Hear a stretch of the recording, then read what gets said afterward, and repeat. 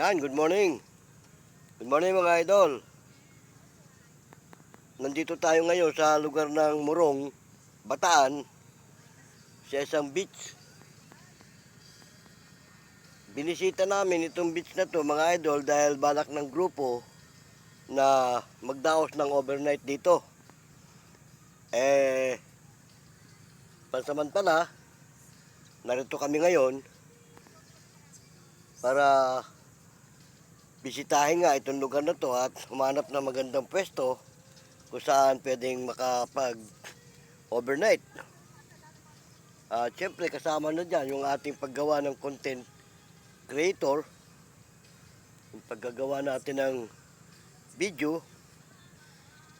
Kaya lang yung mga kasama natin mga idol nag-iikot pa at tinahanap yung caretaker dito para makapagpa-reserve kami ng pwesto. Alam nyo, magandang beach ito mga idol. Napakalawak ng area at malinis. Oo, hindi siya kagaya ng ibang beach na pinuntahan natin.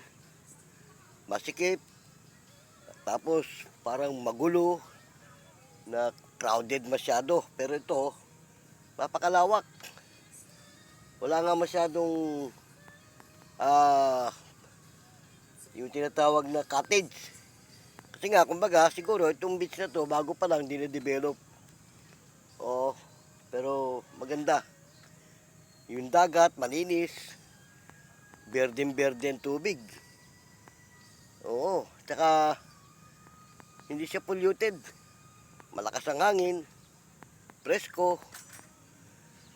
Kailangan talaga, pagka nandito ka mga idol, makakapag-enjoy ka maigi. O, kailangan lang dito, kailangan pagpunta nyo rito, kumpleto kayo ng baon. Tubig, pagkain, etc.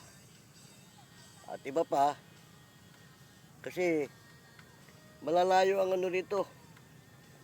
Yung, meron dito sa kabila na mga aircon, yung haba, uupa ka ng isang, mag-overnight ka, uupa ka ng isang tulugan, isang pwesto. Meron dito. Pero siguro mahal siguro ang bayad dyan. Yung kasama nga namin, makikipag-ugnay na doon sa mga aircon unit kung saan kami pwedeng pumesto. Kaya shoutout niya sa ating mga idol dyan, lalo sa aming mga kasama.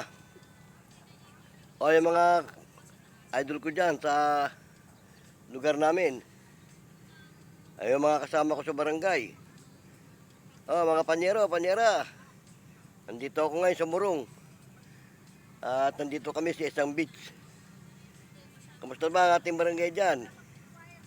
Hindi ako nakapag-duty ng mga nakaraan, pero pansamantala kasi may naasikaso ako dito sa Bataan. Alam naman siguro nyo yan na meron kaming rito. Pero baka next week, baka uwi na ako. Oo. Stay na muna mga idol mga panyero. Kung hindi tayo muna magkakasama ng mga ilang araw. Dahil nga, meron akong inasikaso dito sa lugar ng Bataan. Nag-iisa lang muna ako ngayon dito at ito nga, nagbibideo tayo. Dahil yung iba kong mga kasama nakikipag-ugnay sa may-ari nitong beach na aming pagdarausan ng isang overnight. Habang inaantay ko sila, ito. Nandito muna tayo, nagbibideo. Pero wala tayong tatalakayin tungkol sa mga paksa na kung ano pa man. Basta ito lang, video lang para makapagkwentuhan ng konti. Napakaganda ng beach. Dito alam nyo mga idol, dito sa lugar ng Bataan, mula sa may Bagak hanggang dito sa may Morong, maraming magagandang beach sa lugar na to. Doon lang sa pinapaliguan namin sa Luok. Napakagandang beach nun. Noong nakaraan, nandun kami sa Laman Beach, malapit sa Sun Moon. Dito sa lugar ng Bataan mga idol, maraming magagandang beach. Oo. Kasi nga pasyalan talaga, tourist spot din ang lugar na ito. Kaya nga doon sa mga idol natin na mahilig mag-outing ngayong summer, subukan yung pasyalan dito sa Bataan.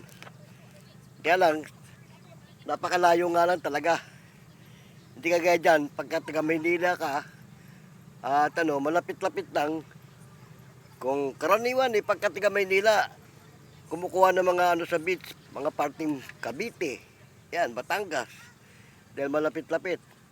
Pero kasi itong Bataan, napakalayo. Pero naman, sulit ka naman sa itsura ng beach. Oo, malinis. Clear talaga. Siyempre, tayo mga taga Maynila, nasanay tayo sa mga malalapit tulad ng Cavite. Pero alam naman natin, yung mga beach dyan talagang polluted na rin. Pero dito sa Bataan, ang mga beach dito talagang, kumbaga clear talaga, malinis. Kasi nga, bihirang dayuhin to dahil sa layo. Ito lang pinuntahan namin Layo nito. From Manila hanggang dito, mga 4 na oras siguro mahigit. Kasi napakalayo talaga. Pero pag nandito ka na, sulit na. Kaya nga, ito, binisita namin itong beach na to para makapag-check-in, makapagpa-reserve. Dahil may grupo kami na mag-i-stayin dito ng mag-overnight. Ngayon, kumbaga, dito kami ngayon, nauna na kami para makapagpa-reserve. Kung makakausap yung caretaker o yung may-ari nitong to. Anong pangalan itong beach na to, Tito Card? Reverie Resort. Reverie Resort. Reverie Resort pala ito. Isang malawak na beach. Napakaganda nito. Noong nakaraan, doon nga, nabanggit ko na nga, galing kami doon sa kabila, sa Laman. Laman Beach. Mas maliit yung kaysa dito. Pwede mong ipasok yun dito sa beach na to. Napakalaki dito. Luwag. At ang linis. Linis talaga. Malinis. Kaya lang, walang masyadong cottage kasi nga, kumbaga, new developer pa lang naman to Pero maganda. Unang-una, hindi siya polluted.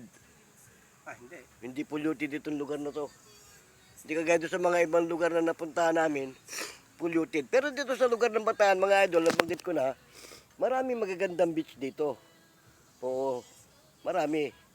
Kaya lang, siyempre, kahit pa paano, may mga entrance yan. Entrance fee. Ayan mga idol, mainit kasi masyado mga idol, kaya hindi ko maiikot at hindi ko kayo maigagala sa lugar na to.